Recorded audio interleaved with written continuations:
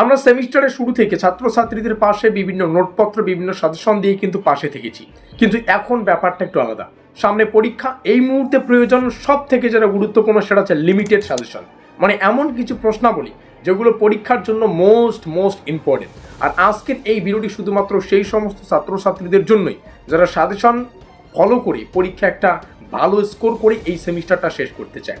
সাজেশনটা শুরু করার আগে তোমাদের সুবিধার্থে জানিয়ে রাখি, এই সাজেশনের পিডিএফ একদম ফ্রিতে অ্যাভেলেবেল রয়েছে আমাদের হোয়াটসঅ্যাপ গ্রুপে। যে সমস্ত ছাত্রছাত্রীরা জানো না তোমরা, আবার তোমাদের সুবিধার্থে জানিয়ে রাখি, তোমরা আজকের এই ভিডিওটির ডেসক্রিপশন বক্সে আমাদের হোয়াটসঅ্যাপ গ্রুপের লিঙ্ক পেয়ে যাবে, কিংবা এই কিউআর কোড স্ক্যান করে আমাদের হোয়াটসঅ্যাপ গ্রুপে যুক্ত হয়ে নাও।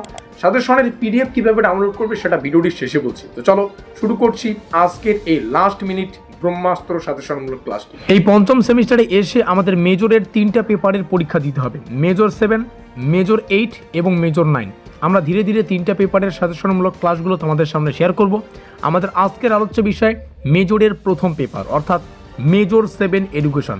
মেজর 7 এডুকেশনের সম্পূর্ণ সিলেবাস থেকে বাছাই করা 6 এবং 10 নম্বরের অতি গুরুত্বপূর্ণ প্রশ্নাবলীর লিস্ট আজকের এই ভিডিওটিতে তোমরা পেয়ে যাবে। তো যাই হোক, ভিডিওটি শুরু করার আগে তোমাদের সুবিধার্থে জানিয়ে রাখি, যে সমস্ত ছাত্রছাত্রীরা লিমিটেড সাজেশন টাইপের নোটপত্র চাইছো, অর্থাৎ এক একটা পেপার থেকে মাত্র 15 থেকে 18খানা কোশ্চেন পড়ে যদি এই সেমিস্টারটা শেষ করতে চাও, তোমাদের উদ্দেশ্যে বলি, আমাদের এই অফিসিয়াল যোগাযোগ নম্বরে যোগাযোগ করে তোমরা এই লিমিটেড সাজেশন টাইপের নোটপত্রটা সংগ্রহ করে এই সেমিস্টারটা পরিপূর্ণ করতে পারো।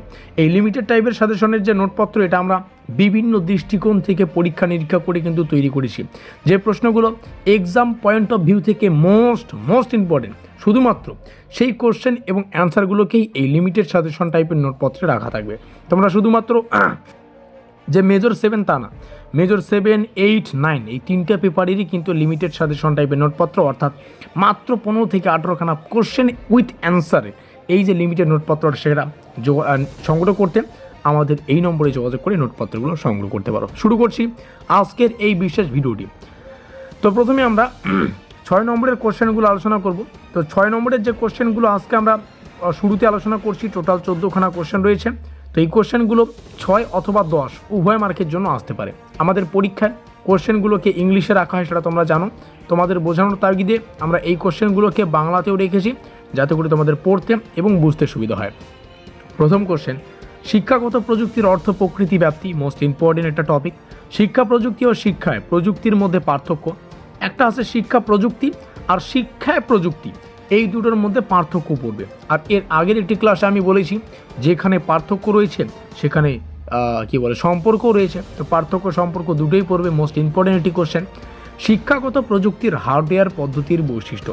একটা কথা বলি, এই যে প্রথম 3খানা কোশ্চেন আলোচনা করলাম, এই প্রথম 3খানা কোশ্চেন থেকে যে কোনো একটা কোশ্চেন 6 অথবা 10-এর জন্য কিন্তু তোমরা কমন পেয়ে যাবে। আমাদের মনে হচ্ছে তো অবশ্যই প্রথম 3খানা কোশ্চেনের 3টাই ভালো করে পড়বে। শিক্ষাগত প্রযুক্তির সফটওয়্যার পদ্ধতি আলোচনা করো। শ্রেণীকক্ষ যোগাযোগের অর্থ ও প্রকৃতি। শ্রেণীকক্ষ যোগাযোগের উপাদানগুলি কী কী? Most important. দেখতে গেলে প্রত্যেকটা প্রশ্নই যথার্থ ইম্পর্টেন্ট, তো প্রত্যেকটাই পড়তে হবে। তবে শেষে তো স্টার সংখ্যা দেখতেই পাচ্ছ। শ্রেণীকক্ষ যোগাযোগের প্রধান প্রতিবন্ধকতাগুলি, মানে এমন কী কী কারণ রয়েছে যার কারণে শ্রেণীকক্ষে যোগাযোগের অসুবিধা হয় আর কি। শিক্ষণে প্রাক সক্রিয় ও আন্তঃসক্রিয় ধাপ, তারপরে শিক্ষণের মেমোরি স্তরের বৈশিষ্ট্য, শিক্ষণের প্রতিফলকমূলক স্তর কাকে বলে সেটা সংক্ষেপে আলোচনা করতে হবে। আর প্রত্যেকটা কোশ্চেন ইংলিশে, বারবার বলছি ইংলিশটাও ফলো করবে, আমি জাস্ট বাংলাটা বলছি বা উচ্চারণ করে তোমাদের শোনাচ্ছি, পড়ে শোনাচ্ছি, ইংলিশ কিন্তু তোমাদের প্র্যাকটিস করতে হবে। তারপর হচ্ছে প্রোগ্রামড ইনস্ট্রাকশনের লিনিয়ার প্রকার, এটা পড়বে। শিক্ষায় কম্পিউটারের 2টি গুরুত্বপূর্ণ ব্যবহার, এখানে আমরা স্পষ্ট করে একটা কিন্তু লিমিটেড তৈরি করেছি, সেটা হচ্ছে 2টি। পরীক্ষায় কিন্তু সেটা নাও লেখা থাকতে পারে, তোমরা জাস্ট যেমন আসবে তেমনভাবে কিন্তু লিখে দেবে। তো 2টি ফলো করতে হবে না, ঠিক আছে? শুধুমাত্র গুরুত্ব পড়ো, অনেকগুলো পড়ো, 10 নম্বরের জন্য পড়ো। ICT কাকে বলে, শিক্ষাক্ষেত্রের গুরুত্ব। MWC এর অর্থ ও বৈশিষ্ট্য পড়বে। নেক্সট, এই 14খানা কোশ্চেনই ছিল, যেমনটা শুরুতেই বললাম। এগুলো হচ্ছে সেই কোশ্চেন যেগুলো পরীক্ষায় 6 অথবা 10 উভয় মার্কের জন্য আসতে পারে। এটা কিন্তু 6 লিখলাম, ঠিক আছে?